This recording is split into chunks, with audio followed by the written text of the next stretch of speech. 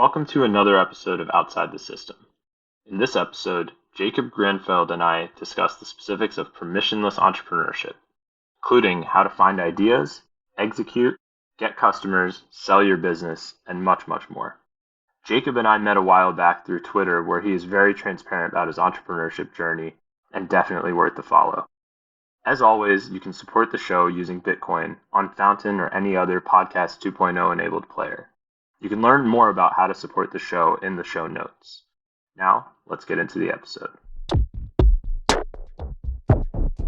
Jakob, welcome to Outside the System. Yeah, thanks for inviting me.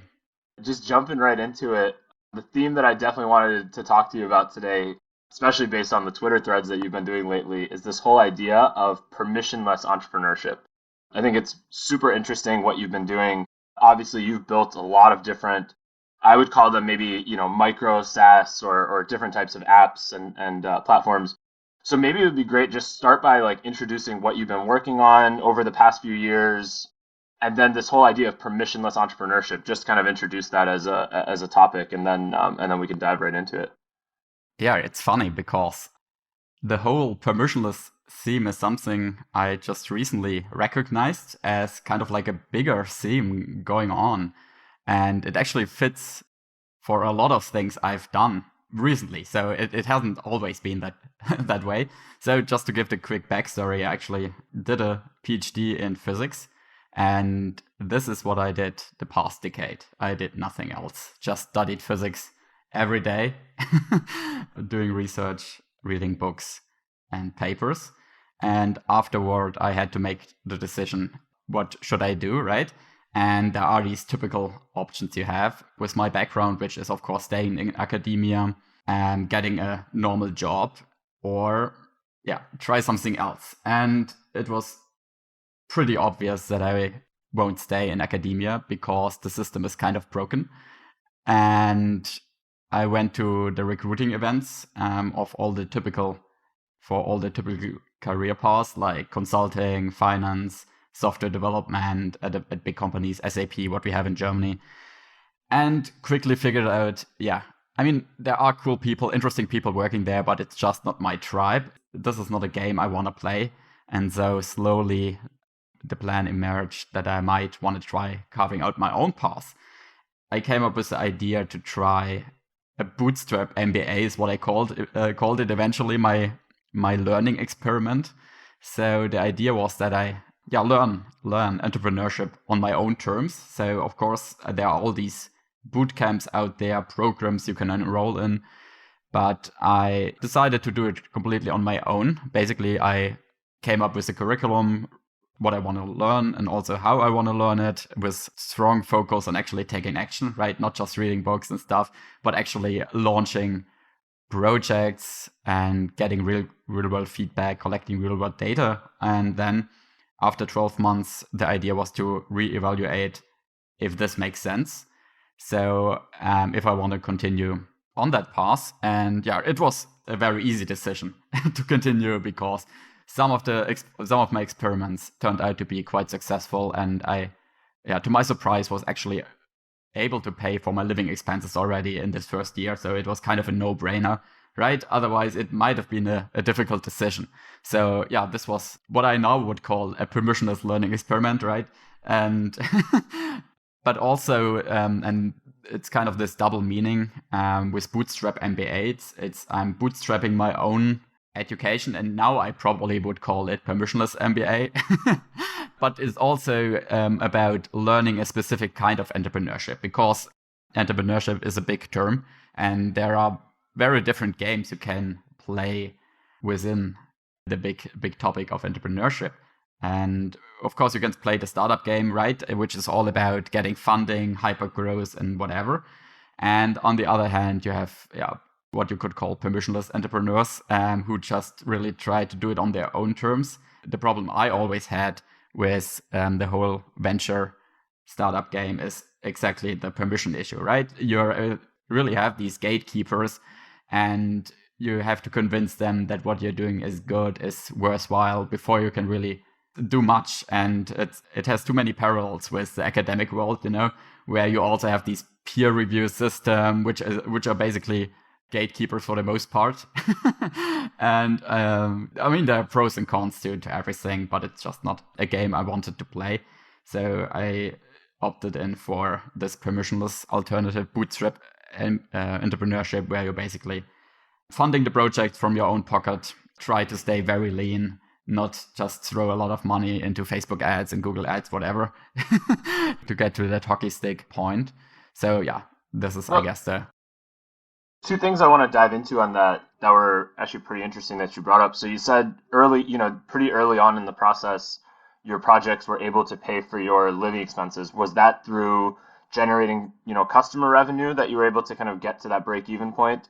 You sold one of the projects. Maybe some specifics around that would be super interesting. Yeah, it was actually kind of a mix. So my first product, my first paid product, where I actually charged money for, was kind of successful from day one. Of course, in kind of modest terms, but I think after launch day I was at 1K MRR, which is kind of nice, right? It's not a life-changing sum of money, but still it's cool. It's not insignificant, for sure. It's not like, we got 3 customers, $90 MRR, right? It's like, yeah, right. Yeah. So that really helped and was super encouraging. And I later ended up selling the project within this first year. And this, of course, gave me quite a lot of runway. Was this the one that you sold to micro-acquire? Exactly, to the micro-acquire founder, Andrew Gastecki. I know I was following that story when you shared it on Twitter around the time that happened. But so talk a little bit about the product, like what led you to start that, and then like did you sell it on micro-acquire, or was it more organic than that? No, it was kind of a back channel deal. Andrew reached out directly to me on Twitter. Actually, he reached out directly after the launch. And at that time, I had zero interest in selling. But we kept in touch, but it was always, I never listed it for sale. What was the product? It's called Product Explorer, actually. And I got the idea from a My First Million episode, actually. One of the first was Andrew Wilkinson. From Tiny, right? Tiny Capital?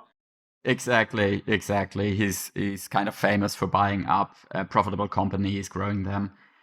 And so quite successful at it. And he shared the idea that there are all these products that get launched on Product Hunt every single day, but most of them get launched without a proper marketing plan, or a lot of them are launched by developers who know a lot about the technical side, but not enough about the marketing side of things. So most of them just fizzle out and never go anywhere. So there is an opportunity for people to go in there and buy them and make it kind of a win-win. We can acquire them after a year or so when like the project has kind of fizzled out, the developer has lost interest, and if you can come in and offer some money, a lot of people will say yes, because they have no longer any interest.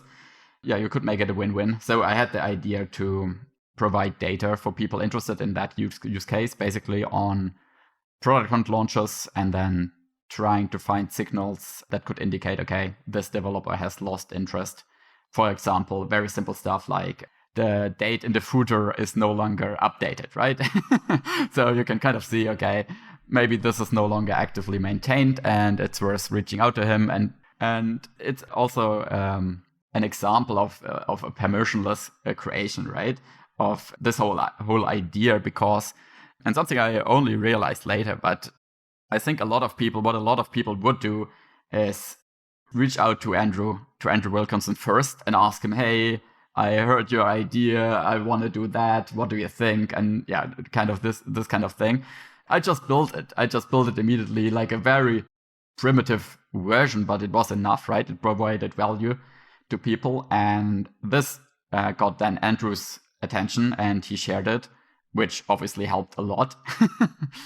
Yeah, and then I think probably that's how Andrew from micro-acquire heard of it as well. Exactly, yeah.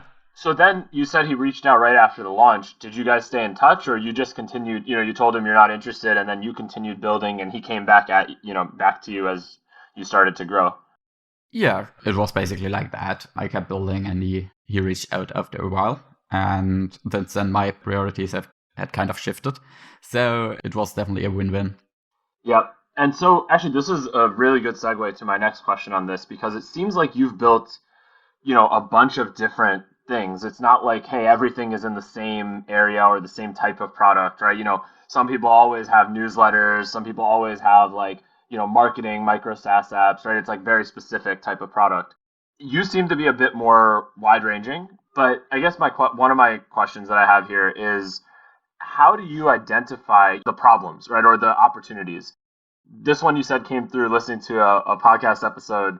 A lot of things happen spontaneously, but do you have a framework for thinking through ideas, or is it more just like, hey, I have this concept, I have this idea, let me just quickly build something and see what I can do with it?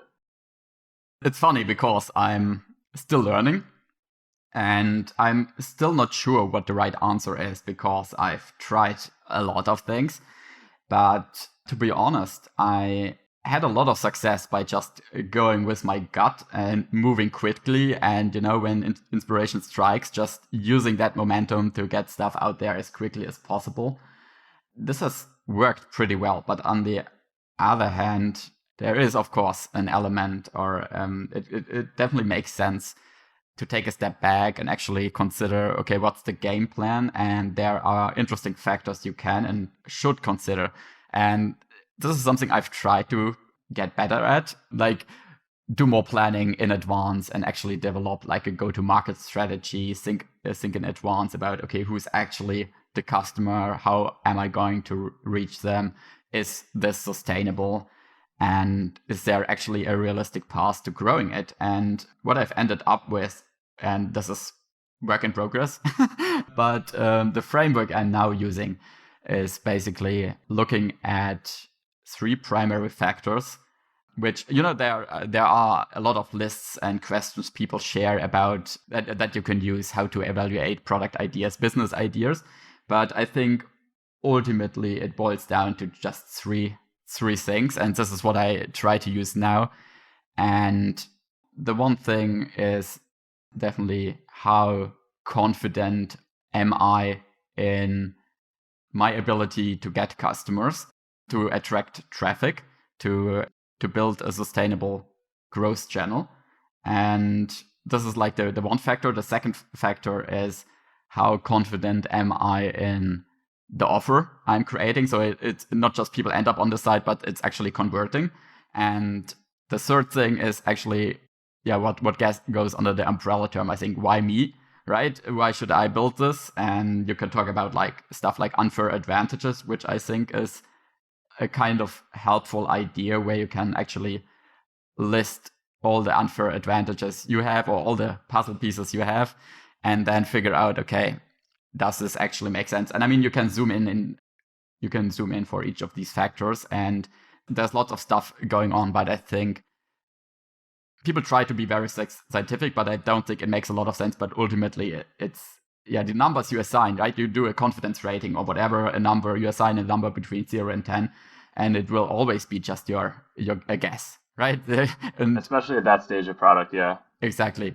You ultimately have to just test stuff, but and get real world data, but it definitely won't hurt to think about these factors in advance, and especially if you have a long list of ideas, to create some kind of ranking and then test your different ideas. I found that helpful to at least think about, how confident am I in these factors, like my offer and my channel, the channel ideas. And what I think is very interesting, and something I've definitely learned the hard way, is staying as close as possible to an established playbook is key, I think. So when I have an idea and it's actually close to something that already exists, I give it a higher confidence rating. Because if you try, and I'm definitely totally guilty of that I try to be too clever. And, I have so many very clever ideas, but the problem is you will probably get lots of upvotes because people also think, that's clever.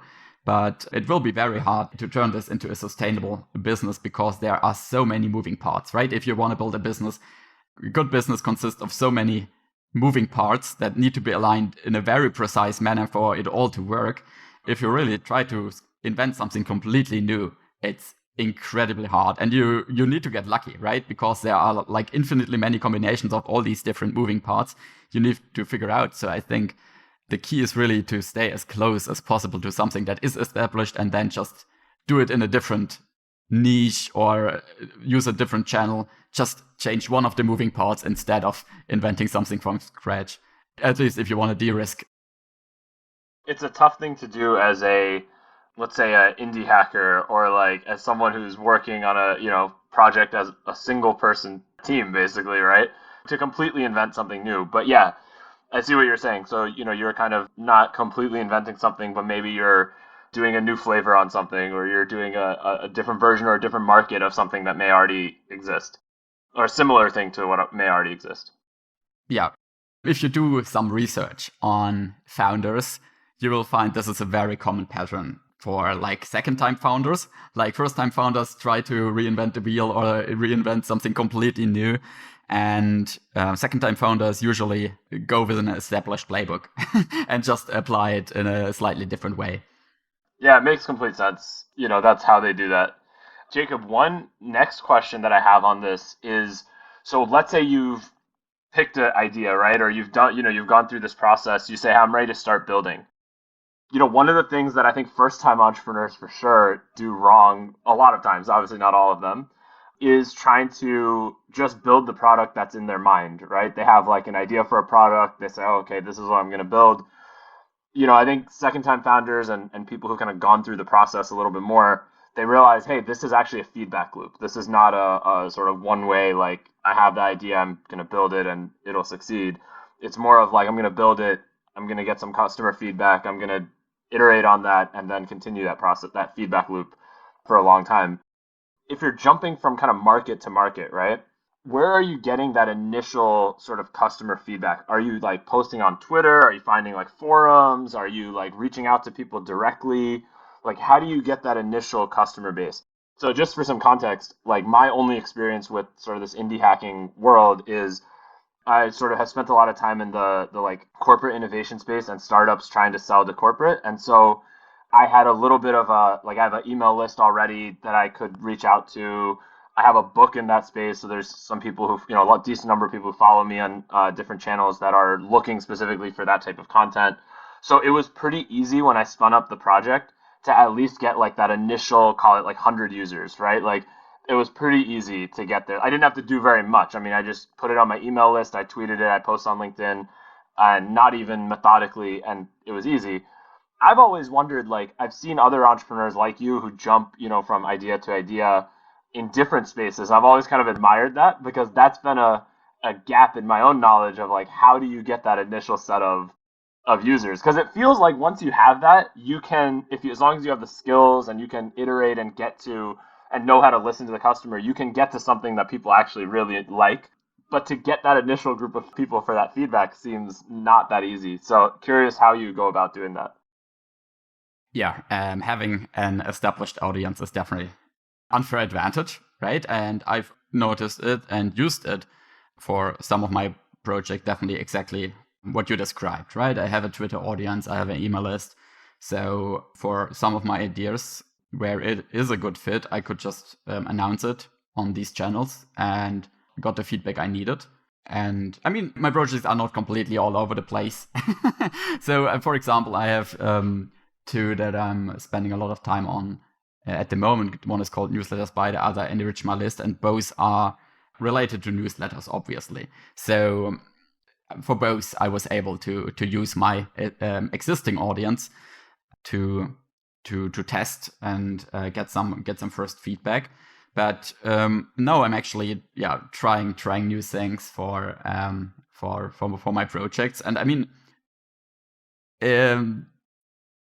I don't think it's too hard, to be honest. And again, I'm a research guy, and I always try to figure out exactly like, okay, how do people actually do this? Because obviously, if you have an audience, it's easy. But what do you do if your product, what you're building, is not directly related to it? But I mean, cold email is a thing, And I've just started to get into it, but it's kind of magical, right? That you can reach any person in the world. And it's not about like spamming or whatever, really just you can find, if you're actually able to create a list of people for your cold email campaign, whatever, then you are already a few steps ahead of most indie hackers, I would say, because you actually have an understanding of who your customer exactly is, right? Because this is what you need to find, like, okay, this is a person I should talk to get feedback on my idea. And yeah, I found that very helpful. So again, coming back to the whole idea evaluation framework, if I'm not able to like really nail down, okay, who should I talk to about this idea? Who should I send just an email to ask what they think, if they would buy it? The idea is probably not very good, right? Because I don't actually understand the market very well. And I think what's definitely important here is that I am very much only interested in B2B or B2C creators, right? But I'm not B2C, like selling consumer apps, right? Which is a different story. And I've zero experience with that, and I don't know what you would do if you don't have a proper ad budget, right? Because I think this is the playbook for consumer apps. You just need to throw some money or pay influencers, whatever, to give you a shout out, and then see what happens. Yeah, and I guess that is a theme actually in the things that you've built and that you're working on. They're all B2B for as far as I've seen. And I guess almost always you're helping people make money, right? It's like, enrich my list, right? That's for newsletters, people who have newsletters to better understand who is on their list. What was the other one you mentioned? Newsletters buy. Yeah. Yep. There you go. So it's like another, similar kind of thing. So that's interesting. Do you ever cross promote between the two products, or do you keep those completely separate at the moment? I keep them separate at the moment, at least, because even though they are related to newsletters, the customer base is actually kind of different. Because Enrich My List is really just primarily for newsletter writers. They want to understand who's on their list, who are the most interesting people they should talk to on their list, whereas the use cases for newsletters buy are kind of all over the place. And I've tried to identify patterns, but it's very, very hard. And people use it for all kinds of stuff. For example, if someone is launching short audio blogging platform and is looking for first customers, he wants to get some data on Substack writers because Substack also has a podcast feature. And then, right, there are very specific use cases, but I didn't find there is much overlap. So it didn't cross promote so far. Yeah, it makes sense. But it's another tactic you could use down the road if you don't want to. And actually, that's a good segue into the next section that I have questions on, which is, you even tweeted about this, I think recently, is channel product fit, right? So you could have the right product, but your marketing channel is the wrong one, and it looks like, your product is not getting traction, but maybe it has nothing to do with your product. Maybe it's more about the channel. You've also talked about like offer product fit, right? So what you're selling, maybe the pricing model is not the right pricing model. Maybe you're trying to do subscription, maybe people want to pay for performance, right? And there's different products that different models work best for. So I think that's another really interesting topic we should talk about. I've actually written about this as well, especially on the offer product fit standpoint, not so much the channel product fit, but I completely agree that that's super important too. How have you gone about that process for all the different products that you've worked on? Because there's something to be said for initial group of users, but then growing, the product is sometimes, many times actually, you have to take maybe like a more methodical approach to the growth process. Oh yeah, totally. And I love the topic, and it's something I just recently learned also, because product market fit is obviously something everyone talks about, and it's one of the big things in the startup world, but it's actually kind of a vague concept, right? Or at least not very helpful for founders. So you can actually quantify it in terms of looking at growth charts and asking your customers, okay, if 40% of your customers would be unhappy if the product vanished, then you have product market fit. But it's not really giving you a roadmap for how to get there. to this magical point, to this inflection point where stuff becomes almost effortless. Yeah, I tried to think about what the issue really is and came up with this idea, or at least the observation from looking at lots of successful businesses, that almost all of them found just one channel that works, right? This is kind of the key. You don't need to figure out like 5 marketing channels. Like distribution follows a power law is, I think, one of the ideas in 0 to 1. So like 80% of the traffic or revenue will come from just one channel. So this is really all it takes. And the whole term of a market it's hard to grasp, right? What does it really mean? And whereas channel is a very precise concept, right? And obviously you still need to figure out a lot of things. And there are a lot of variables within each channel. For example, if you consider Facebook ads, you still need to figure out who you're targeting, what your bidding strategy is, and all this stuff. Or if you're using newsletter ads, which newsletters do you actually sponsor? And obviously, there's still some room for experimentation, but the road for getting there is a lot more precise than market is kind of might be something that only exists in your mind. Whereas if you actually have a plan, okay, I'm gonna sponsor 50 newsletters for dentists. This is my growth channel experiment. Yeah, it's very quantifiable. And on the other hand, product is also, could be ambiguous, could be not, depending on how you interpret it or what you mean by it. I mean, is it just the sum of features, or does it also include like everything around it? I think the term offer is kind of better because it makes very clear that other factors are important, right? To actually build a successful product, you not just need a good set of features, right? And you also need to figure out pricing, positioning, and these kind of factors, which can be just as important, right? Red Bull tastes horrible, but still makes billions in revenue. So, and it's not because of their features, right? It's because of their positioning and the growth channels they were able to make work. So, yeah, I find it very helpful to think about channel offer fit instead of product market fit, because you kind of avoid this trap. And I think Brian Balfour has this concept of the product cycle of death, which is the idea that people just keep launching, then try to new features, and they try to get some press for it and rinse and repeat until they run out of money.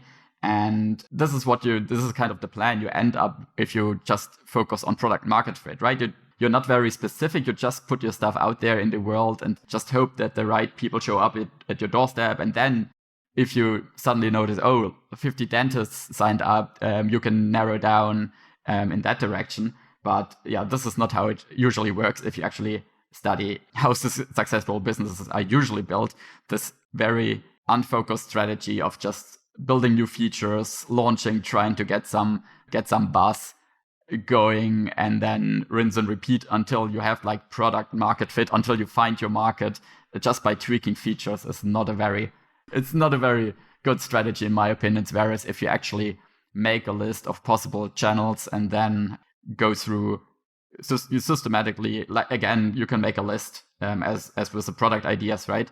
Evaluate them based on different factors like the time it takes for getting return on investment and scalability.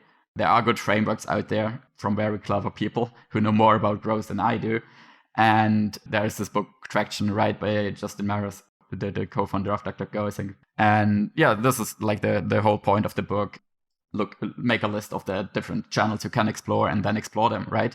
And until you find one that works. And I mean, everything also ties directly back into what I talked about before in terms of moving parts, right? Because everything here is a moving part, like the channel you're exploring, but also what you're doing specifically to explore the channel, like what people you target on Facebook, what newsletters you sponsor, whatever. But also your pricing strategy, what guarantees you give to people, what's your positioning, what's your landing page copy. Each of these things is a moving part you need to figure out. So if you actually can start with something established, yeah, you will have a much, much easier time than just trying to make it all work from scratch. Yeah, that definitely makes sense. Have you had any surprising channels that worked for you? You were like, hey, we'll try this. I don't think this will work, but worth a try. Just for context, I'll say one of the first companies that I led growth for, weirdly, and this was in like, this was like 7, 8 years ago now, so I don't know if this channel will ever work for anyone ever again.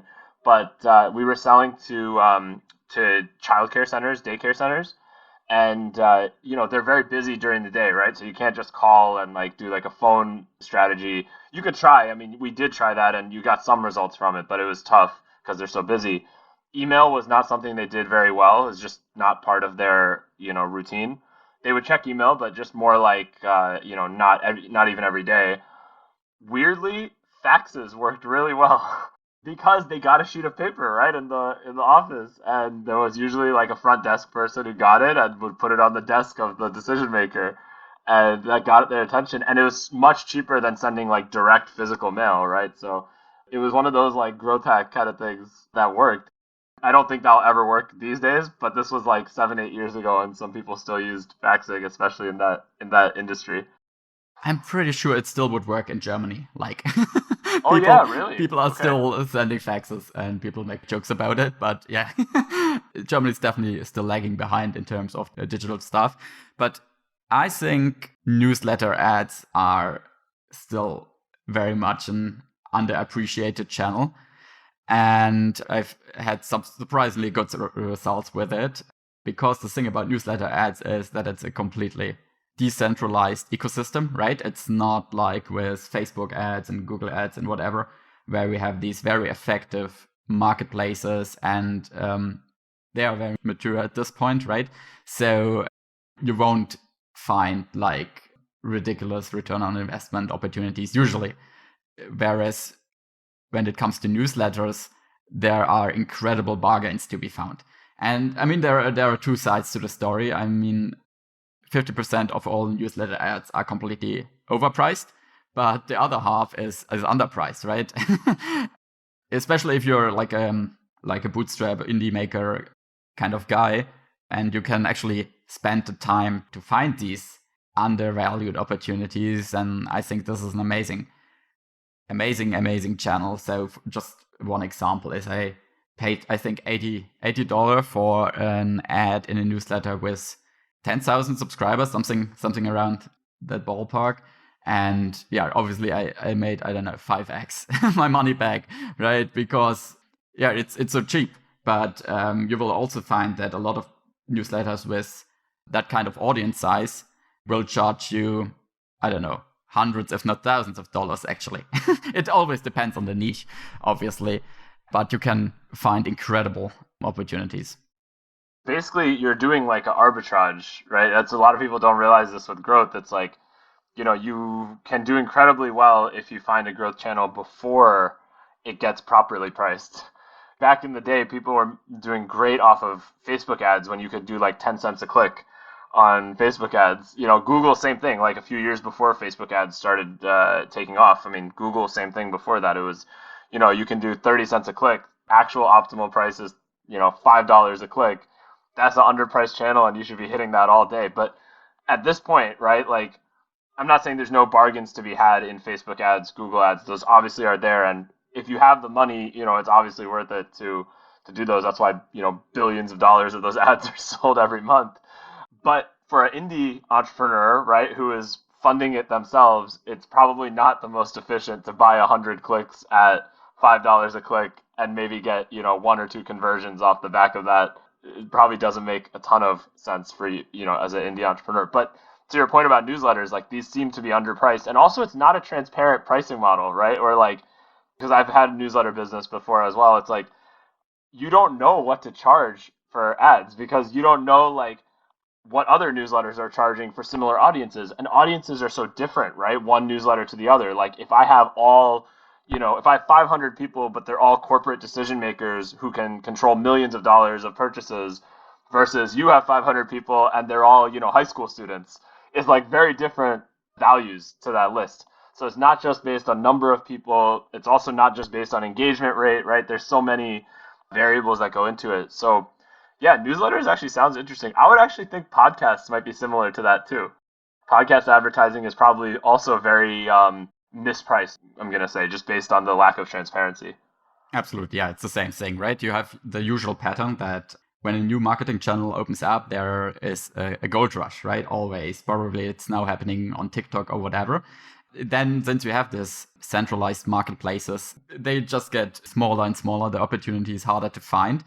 The thing about podcasts and newsletters is that they are completely decentralized ecosystems. So they probably will never be completely effective. And I mean, there are people who are trying to build marketplaces for newsletter ads and podcast ads, but you will always only have like a fraction of all newsletters ever on these marketplaces. And in my experience, like all newsletters listed on these marketplaces are overpriced compared to what you can find if you actually do research yourself and just reach out to people and just ask, hey, what would it cost, right, to get a shout out from you? Yeah. I mean, when I had the newsletter, people would send me emails just saying, hey, I want to reach this audience. Like many times they were actually subscribers and they just had like another business that they said, oh, this is relevant. I'd like to reach the subscribers. How much does it cost, to do like a shout out in the newsletter? And it's like, I would just kind of make up like what the price is. I don't know what the price is. I just come up with it on the, like, it's $200 or it's, some days it was $80 or it just depended like how I was thinking about that market. And also if I liked what they were pushing or not, right? Like honestly, if it was something that's very well aligned to my audience, I'd probably do it for a lower cost because it's just, it's interesting content or it's useful to them. If it's something that, hey, it's like, I don't think this is the greatest fit, I'm probably going to charge a lot more so that they, either would say no or make it worthwhile for me to actually put it. So a couple more things before we wrap up here. So somebody who is, let's say, listening to this and says, hey, this actually makes so much more sense than the like go raise money type approach. And I really want to do entrepreneurship, but I don't want to deal with the gatekeepers. What are some skill sets that you think really helped you come into this? Because, you have we didn't talk much about this, but you have a very unique background, I would say, compared to most entrepreneurs. Most entrepreneurs did not spend 10 years studying physics before they got into entrepreneurship. So maybe talking a little bit about the skills that you brought to entrepreneurship and then how you think those have helped you, whether those are, directly tied to building products or maybe it's more a mindset or research focus that you had before. Yeah, I don't think I started with much, to be honest. Like a lot of stuff I learned is simply not useful in the real world, I would say.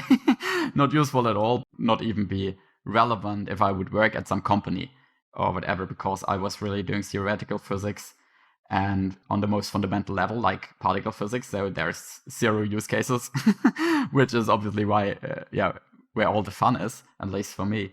Yeah, I wasn't able to code. Probably like we had a class, but we just learned C++ and I honestly didn't understand anything. So I really also just started learning it when I started my Bootstrap MBA experiment, learning software development, learning coding. And I think obviously it very much depends on where your interests are and what your plans are. But writing is definitely a superpower and something I'm using, right, to my advantage in many different ways. So because I'm running a newsletter, I'm having a website and having an active Twitter account, and this definitely helps. It helps in different ways. It helps obviously to raise awareness for your products, and I almost never really promote my stuff directly. It's really just I do whatever I want, and then people become aware of my stuff and actually check out what is this guy up to and what project is he working on, and this is how sometimes sales happen.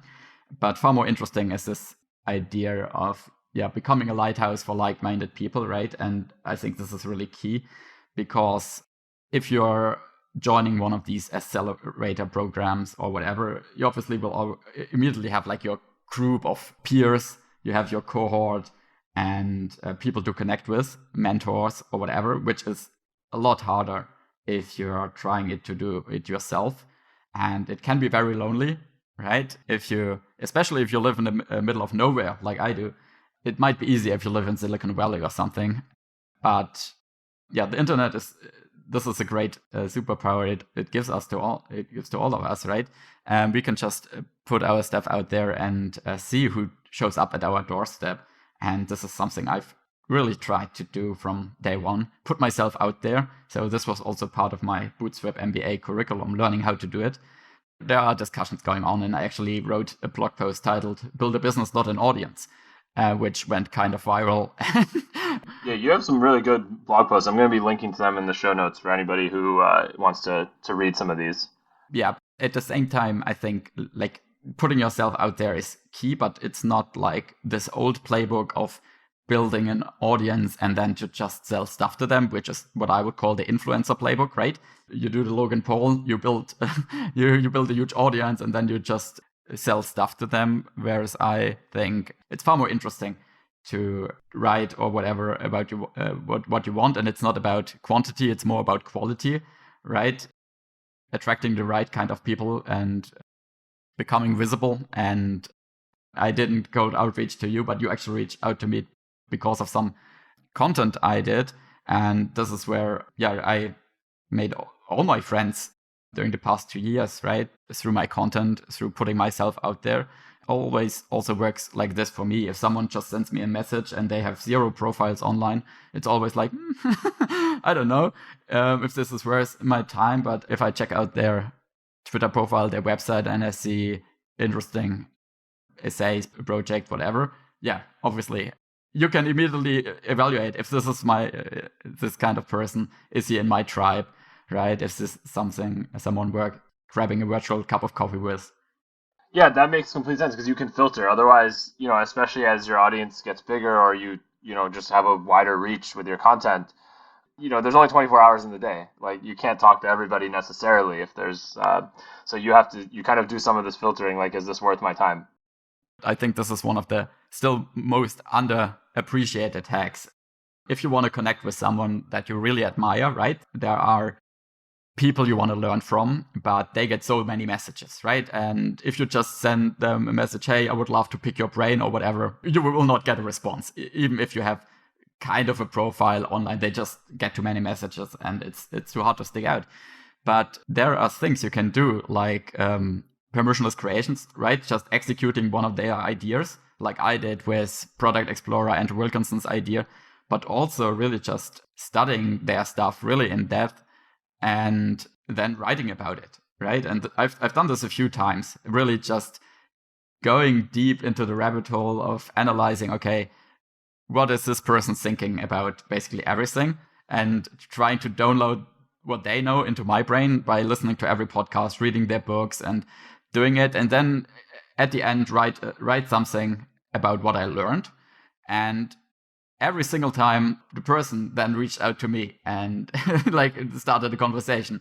And I even got job offers this way, right? Which is, it makes complete sense. Yeah. It makes complete sense because you're demonstrating how, that you're extremely dedicated and putting the time and effort into it, but also you're kind of showing up front some of your value before, many times somebody makes a hire, you're like hoping, hey, this person interviewed well, but hopefully they can actually do the job. But in this case, right, you're like kind of demonstrating commitment and value before you even get there. So they want to offer you, bring you in and have you be part of that.